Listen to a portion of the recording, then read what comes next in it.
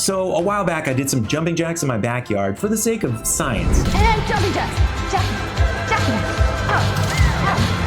Then to prove that Adobe's rotoscoping tools were a bit of a disaster compared to DaVinci Resolve. And since then, I've mostly been a Magic Mask guy. But as of this month, Adobe has officially pushed their answer to the Magic Mask out of beta and into Premiere Pro version 26. And they aren't just calling it an update, they're calling it a revolution.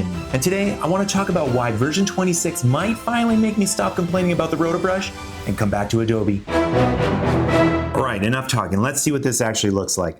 First thing, you have to make sure that you're updated to Premiere version 26. It says right here, I updated today. Now I have the jumping jacks footage all loaded up from before. Now to find this, it's in this toolbar right here with your pen tool, your razor blade, everything like that. It's this new box that pops up right here. If you're coming from the beta version, you'll be very familiar with it. And you can see that it shows you Object Mask Tools. So you just click that right there. You can zoom in.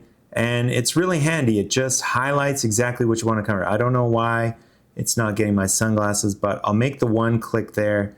And handy, it's quite handy. You can actually just keep clicking and we'll get the sunglasses there. I'm not actually sure if they are selected or not. Maybe I'll try drawing a box around it. There we go. And you see you get a little dashed line around this.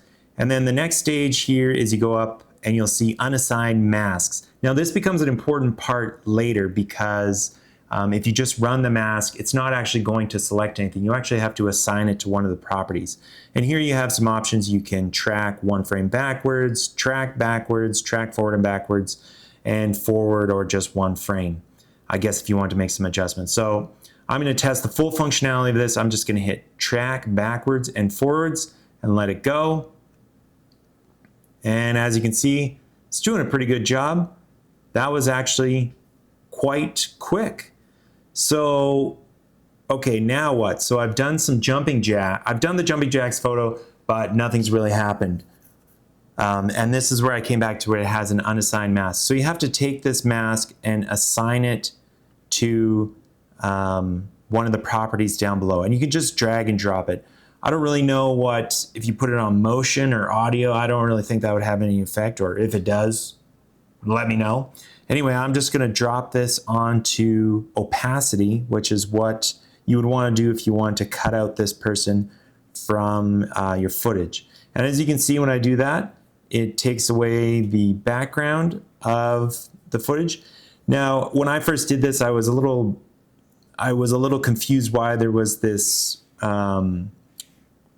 white border around, but when you play, you can see it goes away. You can still see a little bit of the chatter that goes around it, but if you want to make some fine tuning with that, you can go back to your object mask over here and you can add a feather or expansion. I found just like dropping this expansion by 1 and then feathering 1 or 2 kind of makes a nice difference as opposed to just leaving them both at 0.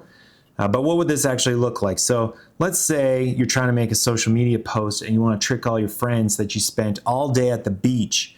So you just drop in this beach footage here, put it at the beginning of my timeline, put this on the whole timeline here.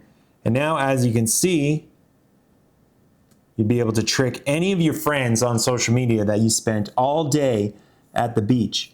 And really, those edges look pretty clean. It's quite impressive, especially just for one click. Now this is an extreme use scenario. If you were just looking to do something much simpler for your footage, like add a text effect behind as opposed to changing the whole environment, it would actually probably be a lot easier if you just duplicated this layer like this, and then on the back layer, you just remove this object mask altogether. Then you would have a gap in between, and you wanted to add some text in between there that just says, I'm so cool, like that.